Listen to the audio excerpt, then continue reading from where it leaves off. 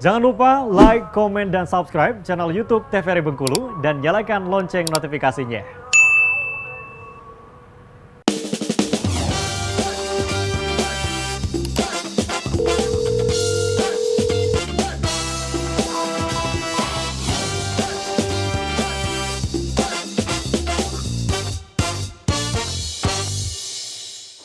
Sahabat sehat, terima kasih Anda masih bersama kami dalam Dokter Kito Bersama Kito Sehat. Dengan tema kita kali ini membahas mengenai kanker serviks.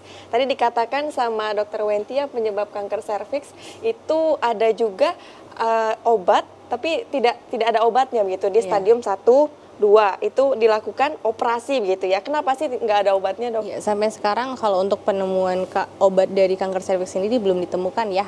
Kita masih dalam terapinya, kalau dia sudah stadium lanjut harus di kemoterapi atau di radioterapi. Tapi kalau misalnya masih stadium awal itu bisa dilakukan pengangkatan atau operasi. Kalau untuk lesi prakanker bisa dilakukan, bisa self limiting disease ya, karena balik lagi penyebabnya adalah virus, dan bisa dilakukan eksisi untuk organ-organ yang atau untuk tempat-tempat yang terkena. Berarti memang ketika mencegahnya itu tadi disampaikan juga bisa melalui vaksin ya. Benar seperti sekali. Julia dan pemirsa di rumah, bagi yang belum nikah juga anak-anak 9 tahun ke atas juga bisa mendapatkan vaksin itu di puskesmas ya, Dok ya? Ya, biasanya programnya nanti orang puskesmas akan ke sekolah. Oh, langsung ke sekolah. Benar sekali. Baik, kita lanjutkan lagi, Dokter. Iya. Silakan.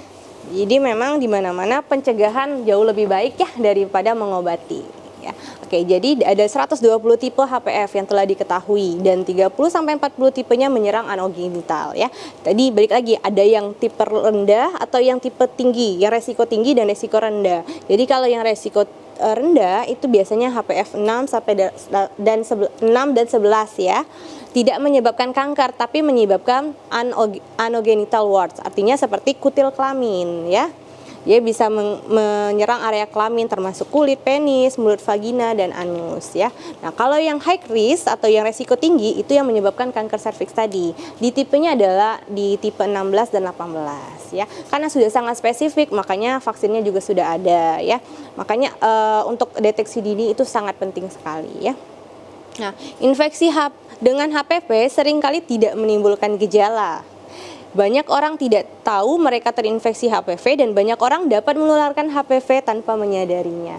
Jadi banyak HPV yang pada laki-laki juga mengidap HPV ya, tapi dia tidak ada gejala, tidak ada apa-apa. Ketika melakukan hubungan seksual, si perempuan tadi akan rentan karena terpapar oleh si HPV tadi ya. Nah, kalau terinfeksi bagaimana? Jika Anda terinfeksi HPV, 80% akan dibersihkan dengan sistem imun. Jadi self limiting disease. Tapi bagaimana 10-20%-nya? Bisa kemungkinan menetap atau persisten. Itu yang menjadi resiko terjadinya kanker serviks. Jadi balik lagi ke imunitas tubuh. Kalau imunitas tubuhnya rendah atau banyak penyakitnya, infeksi lainnya, itu bisa menjadikan resiko terjadinya kanker serviks ya. Kebanyakan pria dan wanita yang telah berhubungan intim beresiko terinfeksi HPV karena tadi terpaparnya si serviks tadi ya, sering terpaparnya serviks akan meningkatkan resiko terjadinya kanker serviks. Lebih dari 75% wanita yang berhubungan intim pernah terinfeksi HPV. Puncaknya di antara umur 18 sampai 22 tahun. Kenapa? Karena itu masa-masa produktif ya. 18 sampai 22 tahun itu masa-masa produktif dan 80%-nya bisa hilang sendiri. Walaupun terinfeksi HPV dia akan hilang.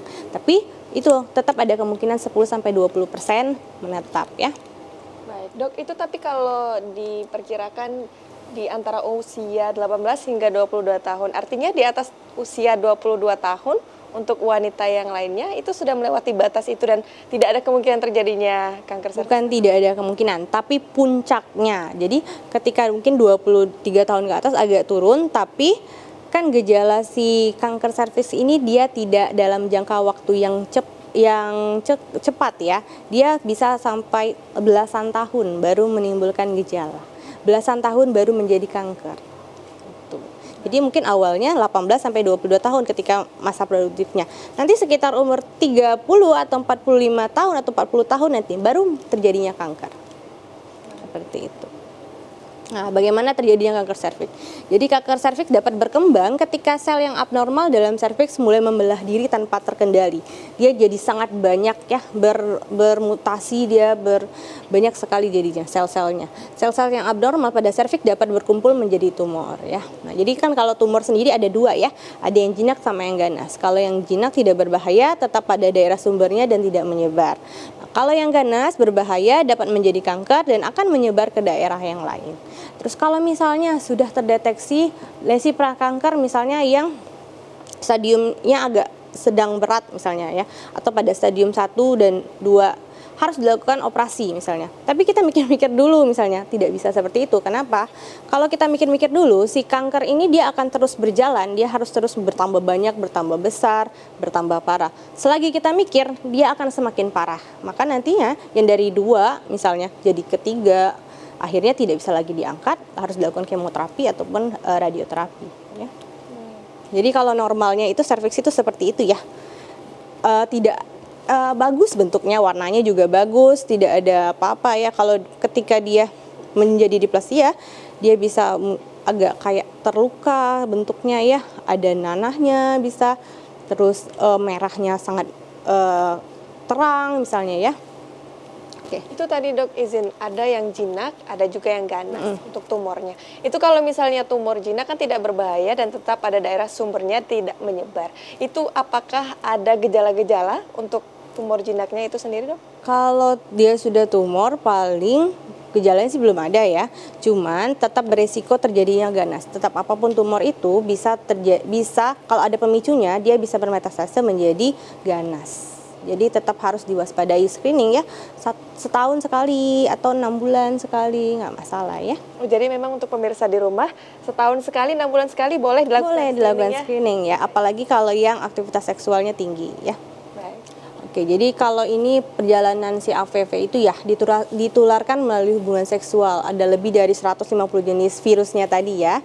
15 diantaranya terbukti menyebabkan kanker serviksnya. Jadi dia masuk nih, selnya terinfeksi, beberapa minggu kemudian virusnya bereplikasi, infeksinya meluas. 90% kasus infeksinya sembuh dalam 2 tahun tadi ya, self-limiting disease. 10-30 tahun kemudian berubah menjadi kanker. Ya, infeksi menjalar ke bagian dalam jaringan dan berubah menjadi sel kanker. Jadi yang awalnya kecil-kecil, akhirnya dari kecil-kecil merah gini kan. Nah, jadi sebanyak itu yang warna ungu-ungu itu adalah sel kankernya. Dan dia akan semakin hari semakin bertambah, semakin banyak, semakin ganas ya. Itu tadi yang dikatakan perjalanannya cukup panjang ya. Iya, 10-30 Dari tahun. puncak usia sampai 22 tahun itu akan di 30 tahun bisa jadi kanker ya dok? Iya, benar sekali. Kalau kita lihat ini ya, ini sel normalnya nih. Sel normalnya masih bagus kotak-kotaknya ya. Kalau ibaratkan batu bata, batu batanya tersusun rapi, kotak-kotaknya. Ketika masuk nih si HPV-nya, dia agak menyerang sedikit, udah mulai agak terganggu nih. Kemudian ketika terjadi kanker sel kankernya sudah masuk nih, udah mulai nih susunannya tidak rapi, banyak akhirnya terjadi cervical cancer tadi. Bentuknya sudah tidak pada tempatnya lagi, akhirnya menyebar ke pinggir-pinggir, ke depan, kemana-mana. Jadi sel normal, lesi prakanker dan kanker. Jadi yang perjalanannya bisa bertahun-tahun, berpuluh tahun dari lesi prakanker ke kanker tadi ya. Baik. Nah, dok, akan kita lanjutkan usai jeda pariwara berikut ya dok ya. Pemirsa, jangan kemana-mana, tetap bersama kami dalam Dokter Kito, Bersama Kita Sehat.